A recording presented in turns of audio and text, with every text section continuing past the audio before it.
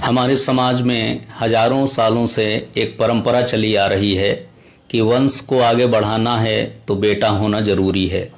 लोग बेटों की मन्नतें मांगते हैं, लेकिन आज एक डॉक्टर, एक समाज के हिस्से और एक मनोवैज्ञानिक के नाते मैं आपसे एक बहुत कड़वा और उतना ही खूबसूरत सच कहने आया हूँ कि वंश भले ही बेटा बढ़ाता हो, लेकिन मुश्किल वक्त में पूरे घर को बेटियां ही बचाती हैं। अक्सर बुढ़ापे में माता पिता को समझ आता है कि बेटे और बेटी के प्यार करने के तरीके और उनके मनोवैज्ञानिक संबंध में कितना बड़ा अंतर होता है। आज मैं आपको इसी अंतर के पीछे की भावनात्मक गहराई समझाने आया हूँ। इस वीडियो को बहुत शांत मन से सुनिएगा, क्योंकि ये हर परिवार की वो कहानी है जो अक्सर बंद कमरों में ही रह जाती है। दोस्तों, सबसे पहले समझिए कि बेटे और बेटी के मनोविज्ञान में प्रकृति ने क्या अंतर रखा है। पुरुष स्वभाव से प्रोवाइडर होता है, उसका पूरा ध्यान कैरियर, पैसा कमाने और बाहरी दुनिया की लड़ाइयों को जीतने में लगा रहता है। बेटा जब बड़ा होता है तो वो अक्सर व्यवहारिक हो जाता है। वो अपने माता पिता से प्यार तो करता है, लेकिन उसके प्यार में एक तरह की औपचारिकता आ जाती है।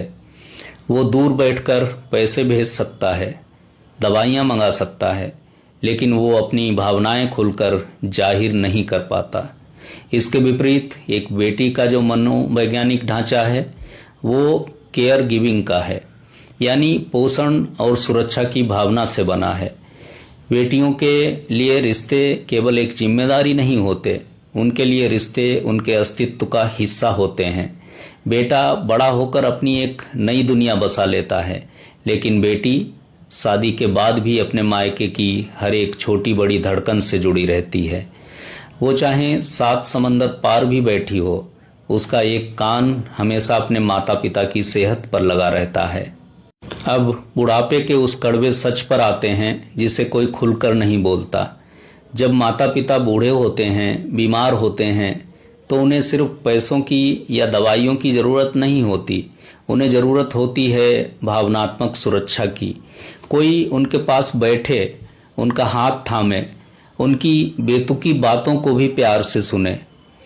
यहाँ बेटा अक्सर चूक जाता है। बेटा अपनी व्यस्तता का हवाला देकर कहेगा, पापा मैंने डॉक्टर की अपॉइंटमेंट बुक कर दी है, आप चले जाना। लेकिन बेटी ससुराल की 100 जिम्मेदारियों के बीच से भी वक्त निकालेगी।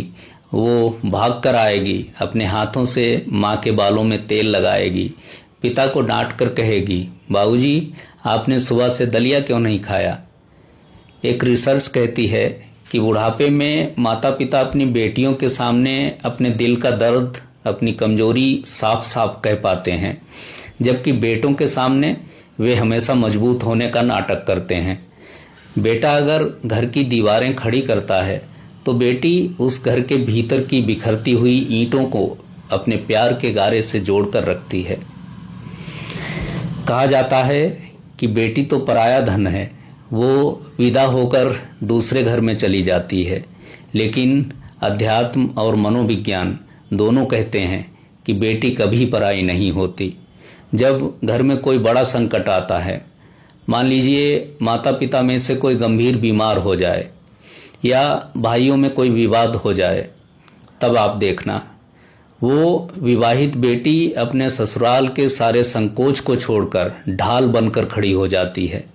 वो भाइयों को समझाती है, माता पिता को ढाढ़स बंधाती है। जब बेटा परिस्थितियों के सामने हार मानने लगता है, तब बेटी के भीतर की दुर्गा जागती है और वो पूरे बिखरते हुए परिवार को समेट लेती है।